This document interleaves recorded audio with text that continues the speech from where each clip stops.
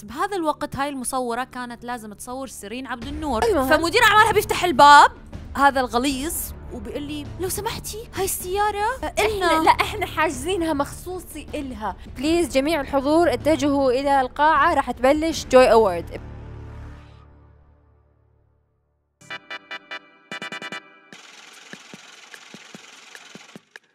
هاي جايز واهلا فيكم بالحلقة التاسعة من جلسة حريم. واليوم الحلقة فيري سبيشل لأنه معانا ضيف كتير خاص، نور ستار. وليش هاي مالتي السلسلة انتي ضيفة فيها مو لا اني. حبيبتي لا تعرفون لا أنا كانت فكرتي جايز هو انا أوكي، أقول لكم خلص. انه مرة انا نور تعاركنا على هاي البرنامج. فكرة مين؟ اللي هي فكرتي. اذا مو متابعينا شو تسوون هنا؟ بليز تابعوا ايش. لا هم متابعينا يمكن باليوتيوب بس مو متابعينا تابعونا بمواقع بكل مكان. ثانية. اوكي تابعونا. قبل قبل كم يوم رحنا لجوي اووردز وكانت احلى ايفنت رحت له بحياتي حرفيا. الايفنت كان يخبل. شايفين شلون هو حلو على السوشيال ميديا؟ بالحقيقة كان احلى يعني بمليون شيء مرة. فخم فخم فخم. اوسكار، جرامي، جوي اوورد. اقوى بعد من الاوسكار. يعني بحس يعني اللي شفته بالرياض، يعني انا رايحه الي كثير ريد كاربتس كبار، اللي شفته بالرياض اكبر من اكبر ريد كاربت ممكن تتخيلوه. ما شاء الله ما شاء الله ما شاء الله. والفنانين جدا فخورة. مصيبة. بس حياتنا مستحيل تكون بيرفكت، لازم يصير ويانا قصص خلف الكواليس تجنن. اللي متابعني على سناب شات الليله ما قبل الايفنت كنت رايقه، طلعنا اشترينا عبايات احنا وصاحبتنا زينب. رحنا لاماكن تجنن بالرياض، ونسنا اكلنا اكل لذيذ، صورنا صور رهيبه، خلاص نمنا بكير، سويت سكين كير 500 خطوه، لزقت خشمي عشان خشمي يكون سمباتيك ثاني يوم وجاهز للمكياج. وشنو احنا اوريدي كل شيء عندنا موجود بالخطة مال اليوم اللي هو يوم الايفنت. أي. فعلى الساعة 1:30 اني حسوي شعري بالصالون مال الفندق. على الساعة 2 اني حسوي الميك اب مالتي ونروح تسوي الميك اب مالتها والشعر. على الساعة 3:30 راح ننزل نصور بالفندق، بعدين نكون لابسين وجاهزين ونطلع على الايفنت وندخل على الريد كاربت ببدايته ونصور ومحتوانا وإيفريثينغ ونشوف كل شيء ونشوف الناس اللي هناك. واول مره اكون متحمسه للريد كاربت، للسجاده الحمراء، ما اكون متوتره. ما اعرف ايش صار هيجي اليوم اللي قبله عندي زيرو توتر وحماس انه حطوني على السجاده الحمراء هسه اني جاهزه. تخيلوا. ولكن تعرفون لما تكون الحياة كلش ماشية بطريقة حلوة فانت تنصدمين انه ليش الحياة حلوة، فبعدين يجيك واحد يضربك كف على خدش بسرعة. من قد ما والكف الحياه يوجع. حلوه، بس اعطيكم مثال، من قد ما الحياه حلوه صورت لكم بيومتها على سناب، قعدت هيك يا ريتك ما متحمسه صورتي. زياده عن اللزوم. كملت كل ايميلاتي، كملت كل شغلي، يعني خلاص شايفين هاي الطاقه اللي تجيكم بدكم تقفلوا على كل الامور، يعني باص انرجي. وفجأة اني تجيني رسالة على الواتساب من مين؟ من مديرة اعمالنا. شنو كتبت لي؟ بنين عندك شعر الساعة 3 الظهر راح يجونك للغرفة، كوني جاهزة. ها؟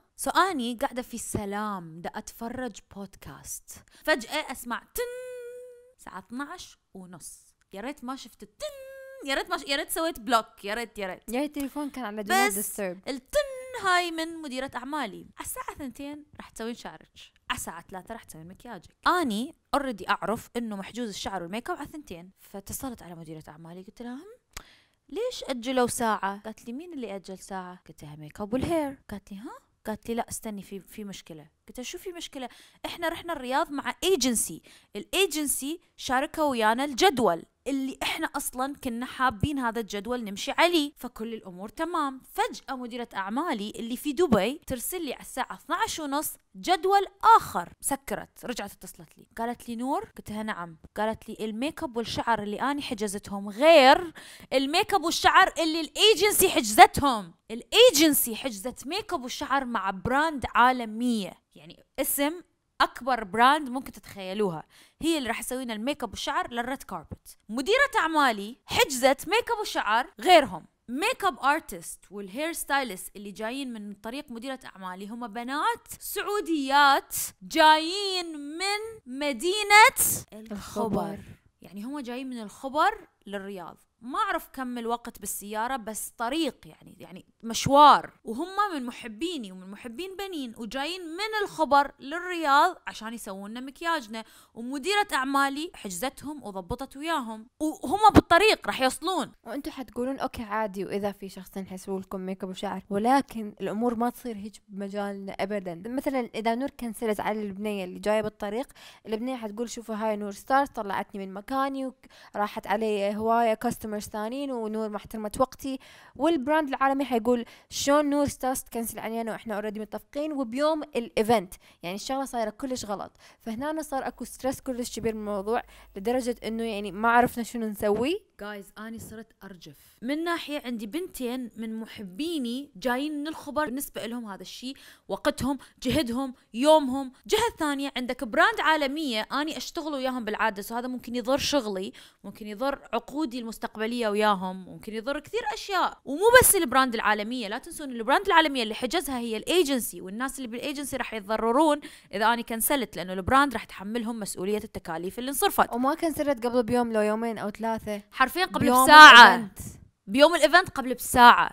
اني قبل اسابيع موصلة مديرة اعمالي بالايجنسي عشان يحجون ويضبطون مع بعض. اللي صار انه هم ضبطوا، بس كل واحد بيهم ضبط بجهة. لا هي مديرة الاعمال وافقت انه نور تسوي الميك اب والشعر ويا البراند، ووافقت على الميك اب ارتست والهير اللي جايين من الخبر. فيعني صار اكو دبل بوكينج، يعني حجزت هواية اشخاص بنفس الوقت. فالكل قادم في الطريق لنور، ونور قاعدة بغرفة الاوتيل ترجف، وبنين نفس الشيء. بس بنين شنو؟ بنين خلاص مالي دخل، انا انتي نور تحملي المسؤولية. وانا ظليت ابكي. تخيلوا بيوم الايفنت صرت ابكي. ليش؟ راح تقولون ليش نور تبكين؟ الايجنسي تخابروني نور احنا ما نقدر نكنسل. نور الناس هنا موجودين. مديرة اعمالي تخابرني البنتين راح يوصلون لللوبي بالاوتيل، واحنا ما كنا نعرف انه احنا عندنا تصوير على الساعة 3. فهنا بدا ينجاب العيد. فاللي صار انه نور راحت دزت رساله للايجنسي قالت لهم ممكن نكنسل الميك اب والشعر لانه اكو احد جاي حيسوي. مستحيل اكنسل على البنتين اللي جاياتني من الخبر، يعني قلبي يعني ما الحمد لله ما ينطيني كنسلنا لانه شغلهم كان صراحه. بس حقول لكم شيء، لو انتم بمكاني عندكم بنتين يحبونكم جايين من مدينه ثانيه يجون يسوون لكم مكياج ولا براند عالميه، اوكي البراند العالميه فيها فلوس وفيها شغل وهيك، بس الحياه مو كل شيء فلوس. يعني بالنهايه البراند تقدر تتحمل مثلا نكنسل عليهم لانه هم يتفهمون الوضع، بس البنات حرام. فاني ايش رحت كتبت للايجنسي قلت لهم في بنتين جايين مديره اعمالي موافقه وياهم، وهم حرام جايين من مدينه ثانيه وهاي. فكان يرد علي ويقول لي حتى البراند حرام نكنسل عليهم. فاني ما عرفت شرط صراحه. فهنا احنا توهقنا، والشباب من الايجنسي توهق، مديرة اعمالنا توهقت، وهنا صدق نجاب العيد لانه حسينا حالنا انه كل شيء بدا يصير. كان كل شيء هيك صار هيك. حكت مديرة أعمالنا ويا الإيجنسي، المهم بعد مماطلات وما أعرف شنو وإيميلات واعتذار ودزت إيميلات، لأنه هي بالنهاية نست. مديرة أعمالنا نست تقول لنا إنه عندنا موعد ويا البنات اللي جايين من الخبر، نست إنه تكنسل ويا الإيجنسي الميك اب اللي هي حجزتها بالأساس. المهم دزت إيميل اعتذرت ما أعرف شنو. أوكي اجت الشعر سوى للبنين، اجت البنية إلي بدها تسوي شعري. فجأة يندق الباب، أبو الشعر تبع البراند صعد. البنية بدها تسوي لي شعري وفي صوت سشوار وهي شي سو كيوت، والباب طق طق طق طق هير وشاب. زين البنات اللي عندي بالاوتيل محجبات، بس البنات لما يفوتوا على الغرفه وانا بنيه وهم بنات بيشيلوا الحجاب، بيسووا شعر براحتهم. اوكي احنا ايش سوينا؟ سكتنا، طفينا شسوار وباعنا من العين السحريه. فالرجال يشوف في عين بالعين السحريه تسوي كنا تتلصلص، والرجال يدق يا رب ما يشوف الفيديو يا رب. الرجال يدق على الباب، هير فور نور ستارز. نور ستارز ماتت، نور ستارز ما في نور خلاص. البنت اللي تسوي لي شعري تقول لي نور يعني بالعاده بتوقعت شخصيتي هيك، كيف انا معاكم اضحك وسولف وهيك. بهذاك اليوم انا مخلوسه مصفره على محمره هيك، ولا نفس ولا صوت. المهم ضلينا ساكتين هيك مثل المتخبيين، مثل اللي عاملين عمله. شكلك عامل عمله انت جد عامل عمله فعلا. احنا عاملين عمله. خلاص الرجال اخذ اغراضه وراح. خطيه. بس على فكره لا هو مو خطيه، لانه هو مع البراند، يعني هو مو انه لحاله، خلاص هو بيندفع له هيك ولا هيك بيندفع له. أوكي. خلاص اوكي. بس شو الشيء اللي بدايه؟ انه احنا بعتنا ايميل واوريدي كنسلنا واعتذرنا بالايميل. فانا حسيت انه بس هو ما شكله ما شاف الايميل. بلشت تعمل لي شعري الهي وشوي وما بعرف شو. اجت الميك اب ارتست اللي من الخبر بلشت بدها تعمل لي ميك اب، بس احنا تاخرنا هون طبعا لانه الميك اب ارتست اللي جايه تعمل لي ميك اب تاخرت بمكياج الشخص الاول. فاجتني على الساعه 4 بدل ما تجيني على الساعه 3. التصوير اللي كان عنا على 3:30 راح لانه كان مرتبط بالبراند. المهم خلصت اني مالتي يمكن الاوتفيت على الساعه 5 وشعري ومكياجي وكل شيء، ونور اي ثينك 5 وشويه هماتين خلصتي. اخرنا. فاني نزلت يم نور قاعده تدور مصور. قلت اوكي ماكو مصور نور، يلا راح ارجع لغرفتي. اني افتح الباب اشوف الولد من الايجنسي واشوف وياه المصوره. تجي المصوره بعدين فجاه ماكو مصوره وين راحت؟ راح تصور سيرين عبد النور بسبب التأخيرات اللي صارت اشوف صور سيرين عبد النور والامور هاي كلها. شو فاتنا بسبب هذا كله يعني ما اخذنا وقتنا تبع التصوير. فالولد من الايجنسي دا يساعدنا، يعني دا يسوي ويانا خير، فجاب لنا هاي المصوره. بس بهذا الوقت هاي المصوره كانت لازم تصور سيرين عبد النور، حاولت تحطنا بالوقت بس قالت خلص بروح اصور سيرين وارجع لكم. راحت لعند سيرين عبد النور، تصويرها والله حلو. راحت عند سيرين عبد النور تصورها. سيرين عبد النور كانت معصبه اوريدي لانه خاص تاخرت. أيوة طبعا بهذا الوقت اوريدي اللي انت بهذا الوقت وبعدك ما رحت للسجاده الحمراء انت متاخر، فحقها سيرين تعصب. فقالت لها وين انت متاخره؟ فهو كل حدا تاخر اصلا لانه كثير في مشاهير وفي عدد يعني من الساعات معين وكله عم بيصور وكله بده ينزل، فما بيصير يتاخر. فما قدرت المصورة تصورنا لأنه اوريدي هذا كان وقتها إنه تصور سيرين عبد النور، فراحت المصورة تصور سيرين عبد النور وإحنا ضلينا مستنين. فإحنا قاعدين فقلنا له بليز جيب مصور ثاني، فقال لنا أوكي راح أروح أدور لكم مصور ثاني وراح يصوركم على الساعة 6. اوكي. فاحنا المفروض اصلا الساعه 6 احنا طالعين من الفندق رايحين على الايفنت. بس كمان اريد اوضح شيء انه هو مو مجبور يجيب لنا مصور على الساعه 6. هذا كله بده يعني عم يعمل لنا خير لانه احنا تقنيا تاخرنا، بس هو مو بسببنا، هو بسبب مديرة اعمالنا. يعني شو نسوي؟ اوكي يعني هي مديرة اعمالنا خربت اليوم كله. نمشيها. بس هي ما خربت اليوم كله عن قصد، حرام يعني. هي هماتي مو قصدها انه تاذينا، بس انه نست، وجل من لا ينسى، بس نست باهم يوم بالسنه. المهم فهو راح قال لي راح ادور لكم مصور وارجع. فجأة راح وما رجع. راح فجأة دز رسالة لنور. نور طلع من الفندق على الساعة 6:30. شنو قصدك؟ المفروض احنا نروح على الايفنت سوا، احنا ما حنروح وحدنا للايفنت. قال انا رحت. انا رحت للفندق الثاني، صار اكو امرجنسي. نعم. شكو وين ليش هنا احنا اوكي. للامانه انا لو مكانه بروح كمان وبطنش هذول البنتين اللي كنسلوا علي الشعر، كنسلوا علي ميك اب، خربوا يومي. حرام انه صعبه بالنسبه إلي. فانا لو مكانه اصلا ما كنت اعمل خير مع الشخص واحاول القي له مصور. شاوت اوت تو وليد لانه يور ا ريل وان. انا لو كنت مكانك يا وليد كنت عملت لي بلوك وخلاص طلعتني من الموضوع، لانه صراحه كان ستريسفول. هو طلعنا من الموضوع. المهم انه بس هو كمان قال لنا مع السلامه، صار عنده ظرف طارئ وراح على الفندق الثاني. فقال لنا يلا طلعوا على الساعه 6. فجاه الوقت صار 7 الكاربت يعني يبلش، الناس يبدؤون يدخلون على الكاربت، البث المباشر يبلش على التلفزيون. and we're like اوكي لازم ننزل جوا. احنا على الساعه 7 احنا جوا. اكو بنيه اسمها ما اتذكر شو كان اسمها، نقول اسمها ساره. لا تقولي ساره بليز، موضوع ساره لازم نرجع له، خلاص قولي ساره يعني حبابه لانها قال اكو ساره هي اللي حتاخذكم للتاكسي. ننزل جوا. ساره هاي اقعد هنا شويه، نقعد على كرسي. فجاه يجي رجال كبير بالعمر ما اعرف من اي بلد كان، وفجاه where are you from؟ عم بحاول يتعرف علينا. Where are you from؟ عم بحاول ساحبين عليه، احنا ما ندري عليه. اني في دموع تنزل بس ما تنزل يعني لا المشكله انه احنا مبين انه احنا مطنشينه. Where are you from؟ Where you look good. البنت ساره حكت لها thank you where are you from؟ احنا سحبنا حالنا وقمنا ورحنا قعدنا بزاويه ثانيه وانتظرنا التاكسي، انتظرنا السياره.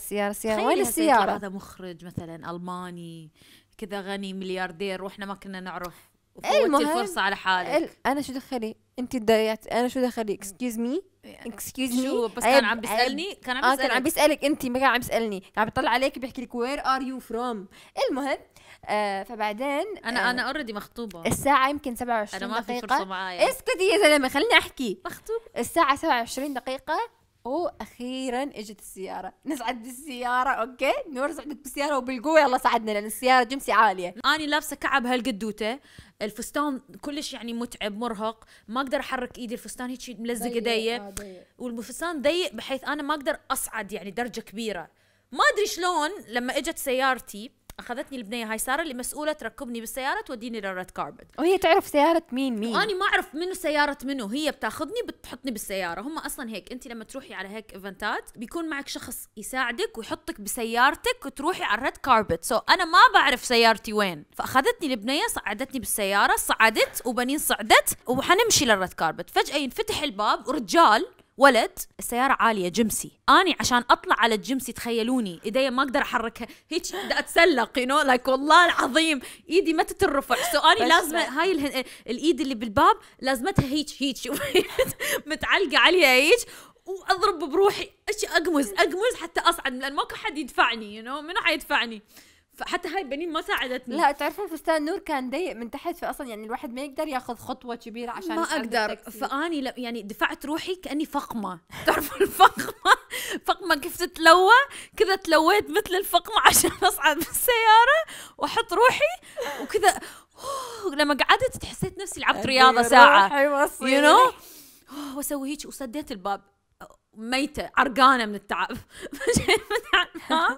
والرجال المشكلة هي واقفة هيك اصلا. اني الرجال هذا يعني انت شلون اصلا من الذوق والاخلاق انت تشوفني وشفتني طلعت بالسيارة قدام عينك. صعدتني الانسانة يعني هاي سارة اللي هي اخذت دور مديرة اعمالي بهذاك اليوم. فهي هاي مديرة اعمالي بهاي اللحظة صعدتني بالسيارة وقدامك وهاي سيارتي جيمسي. فهاي الممثلة شكلها يعني يمكن ما عجبها انه انا صعدت بسيارة قبلها. هي يمكن لان هي يمكن ما تعرف انه احنا صارنا يمكن 20 دقيقة منتظرين السيارة. هي يمكن كانت واقفة برا 5 دقائق. اوكي هي نزلت وطلعت لي برا قبل عشان تركب بالسيارة. احنا نزلنا وقعدنا باللوبي نستنى السيارات يجون عشان نركب. فاحنا قبلها اصلا. لهذا السبب اخذتنا البنية سارة وحطتنا بالسيارة لانه دورنا انه نركب بالسيارة ونروح. هي يعني منو ينزل ياخذ دور السيارة. المهم ففتحت الباب. هي ما فتحت الباب، هو مدير اعمالها. هي واقفه مسويه روحها ما تدري انه شو صاير، انه هيك يعني انه ديفا I don't know انه ايه. فمدير اعمالها بيفتح الباب هذا الغليظ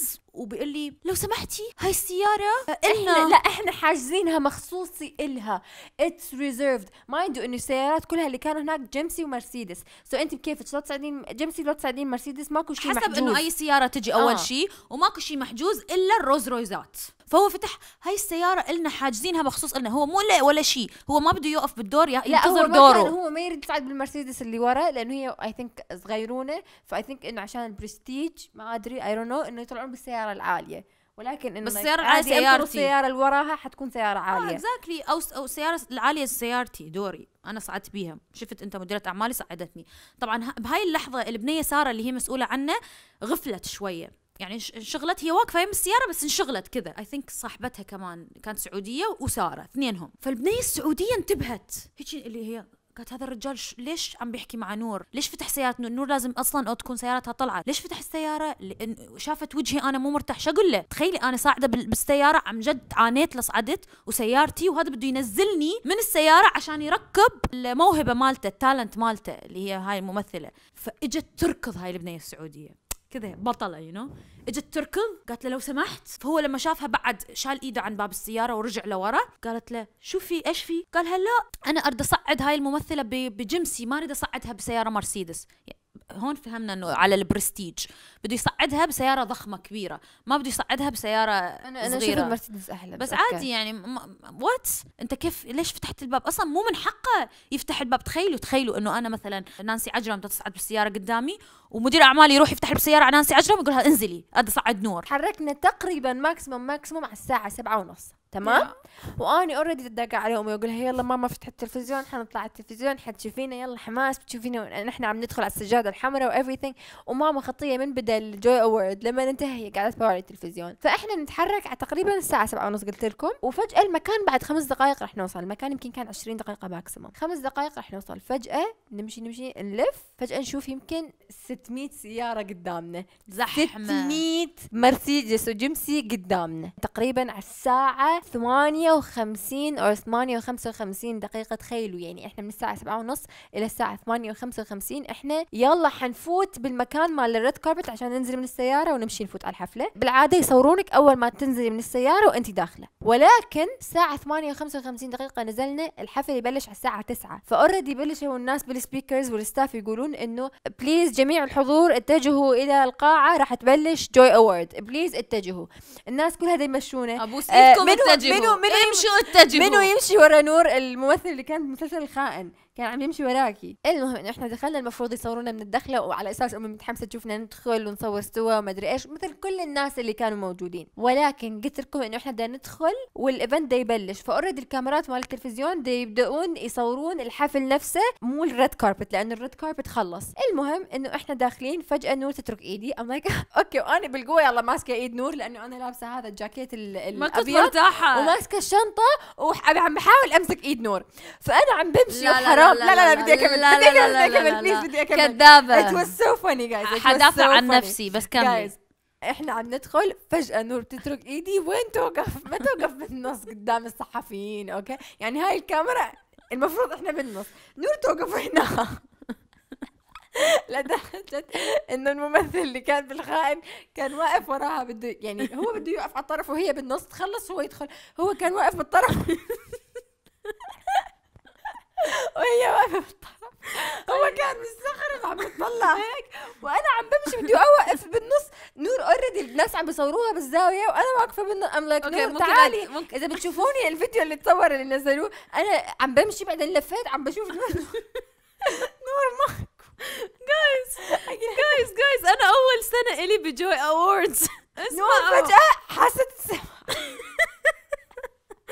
اسمع، انا اول سنه الي بجوي اووردز فانا مش فاهمه الوضع، فلما وقفت رايحه مليون ريد كاربت. لا بس هذا مو اي ريد كاربت، هذا جوي اووردز. اوكي خليني اشرح لك. احنا واقفين على الريد كاربت، وطبعا بدهم يسكروا الريد كاربت على 9 بيسكروا الريد كاربت. كل ما اتذكر نظره الممثل هو وصلنا احنا والرجال ده يقول اخر كم صوره، فانا اوريدي تحت الضغط، اريد امشي ما اريد اصور بعد شويه. ففوتوا بنين، هم يفوتون شخص، ففوتوا بنين، فانا وقفت على جنب استنى بنين تاخذ لقطتها لحالها. لا والله العظيم انه كانت هذه نيتي. جايز نور شنو؟ نور تركت ايدي وفجأة لك لا نور لك لا حرام عليك، انت رحتي قبلي للريد كاربت. لا ليش قبلي مشيتي؟ انا ناظرتك انت معي عشان نصور together. اوكي انا ايش فهمت، قلت هاي راحت قبلي، خدت تاخذ صوره وحدها، بعدين اني اجي نصور مع بعض، بعدين هي تطلع واصور اني وحدي، وهذا اللي اتفقنا عليه. لا بس الاخت ايش سوت؟ الاخت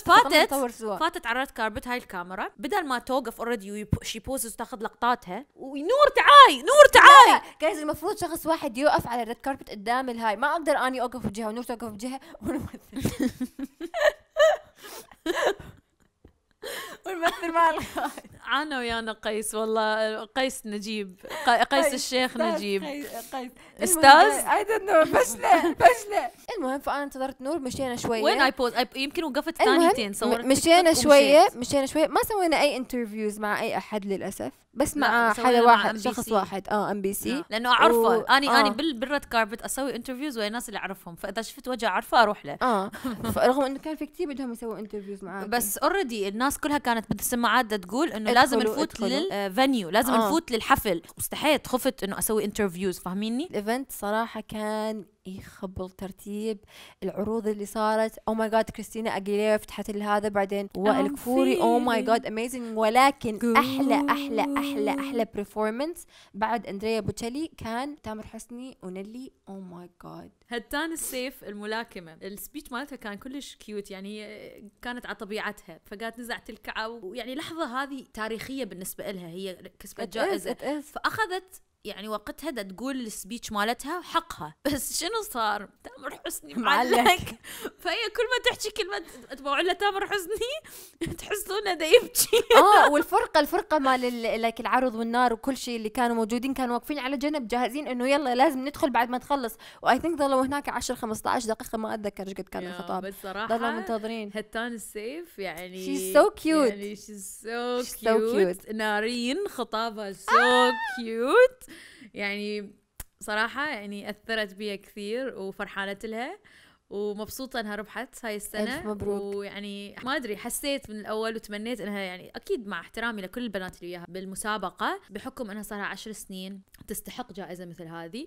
والسنة القادمة والله يا جماعة لو ما دعمتوني وخليتوني يعني ان شاء الله خلاص يعني. ان شاء الله. جايز انا شنو اريد؟ انا ما اريد اترشح، انا اخاف من الترشيح صراحة والتصويت.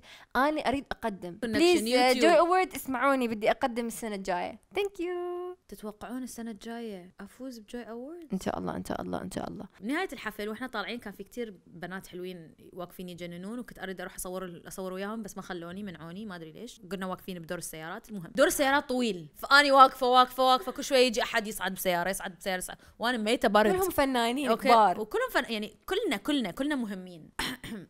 جايز تعرفون من كنت كلنا. واقفه يمي في عبده، امي تحب في عبده، إيه. كنت حصورها بس بعدين يعني استحينا. ايوه. المشكله انك تكون بالريد كاربت تشوف كل الناس اللي انت عمرك شفتهم بالتلفزيون آه بس تستحي غريبة. تصور وياهم. ليش؟ لانه انت هناك موجود وياهم، فيعني ما يصير يعني انتوا نفس يعني هي شوي تستحي انه تستحي يعني احترام يعني خصوصيه. المهم بعدين ايش سويت اني؟ رجلي راح تنزف بعد شويه من الكعب، رحت وقفت، اجت السياره فتحتها وصعدت. ايش قال لي؟ هذا واحد يريد يعطيها مدير اعمال ويا فنانه، يريد يعطيها الفنانه مالته، كل مدير اعمال يداري روحها. فايش قال لي؟ لو سمحتي لو سمحتي بس اني والله العظيم اني انا واقفه بالدور وبالبرد قبلهم. عندنا مشكله بالسياره، روحها راجعه، روحها مشكله والجايه راجعه. راجعه. قال لي لو سمحتي، يريد يقول لي انه هاي سيارتنا. قلت له سيارتي محجوزه الي، استخدمت ذاك اللي فتح علي بالباب. قلت له لو سمحت هذه سيارتي محجوزه الي، هذا سايق وياي. قال ما في سياره محجوزه لحد، هي السيارات للكل. قلت له اوكي انا واقفه بالدور قبلك. المهم سكت، صعدت سكرت الباب، صعدوا زينب، صعدوا ومحيتين من البرد احنا وواقفين مستحيين، كاتلنا المستحى. ولما تكتلك المستحى تموت من البرد. ليش؟ لانه كل الناس اللي هاي تصعد وانت تظل والله مستحي افتح الباب واصعد بالسياره. المهم فما كانت ويانا مديره اعمال، صعدنا فصعدنا احنا. مين احلى اطلاله حبيتيها بالجوي اوورد غير اطلالتي؟ اكيد اطلاله مقدمه الحفل ملكه جمال لبنان. واو. لا انا حبيت اطلاله عزة. Oh my god حرفيا كنت قاعده I'm like واو عزة you killed it. واو so beautiful. واطلاله نور الغندور. جايز تدرون اطلالتي شنو قصتها؟ اطلالتي هذا الفستان انا مشتريته قبل بشهرين، ويعني اشتريته عشان هيك ما بعرف لشو بدي البسه لاي حفله. بعدين اجى الايفنت I'm like اوكي نايس خليني البسه. بعدين اصلا هذا الابيض اقول لهم منين جبته؟ لو ما اقول لا ما تقولي لهم. اوكي هذا الابيض، واصلا يعني ما كنت مجربه الاطلاله قبل ما اروح. بس طلعتي قمر والله. thank you. والله كل الناس تمدحك يقولون اليجنت وتجنن. واو خطير. بس ان شاء الله المره الجايه اندعي الايفنت بدي اغير من الاطلاله، بدي البس شيء مختلف. بنيندا تفكر تصبغ شعرها اشقر. يس اقنعوها ما تصبغ. اصير زي نور. لا حصبغ بعد بكره بليز. وانا حصبغ يمكن أسود. اكون صابغه لما ينزل هذا الفيديو. انا حصبغ اسود وهي حتصبغ اشقر. ليش بلوند جلام. المهم انه هاي كانت المغامره. وبليز جوي اووردز خلوني اقدم السنه الجايه بليز بليز بليز بليز. وبليز قولوا لي اذا والله بصير مقدمه السنه الجايه بصير مقدمه نار. وبس كان هذا الفيديو تبع اليوم. We love you guys. من جلسة حريم. حطوا لايك، اشتركوا بالقناة، وروحوا اكتبوا لجوي اوورد على صفحتهم انه خلوا بنين تقدم السنة الجاية بليز بليز بليز بليز. وبس والله بتصير مقدمة نار. يعني بنية طموحة صغيرونة بالعمر تقدم لكم ببلاش، ما راح نشرج اي فلس خلاص. ما بدي مصاري. لا بس هي بدها تقدم.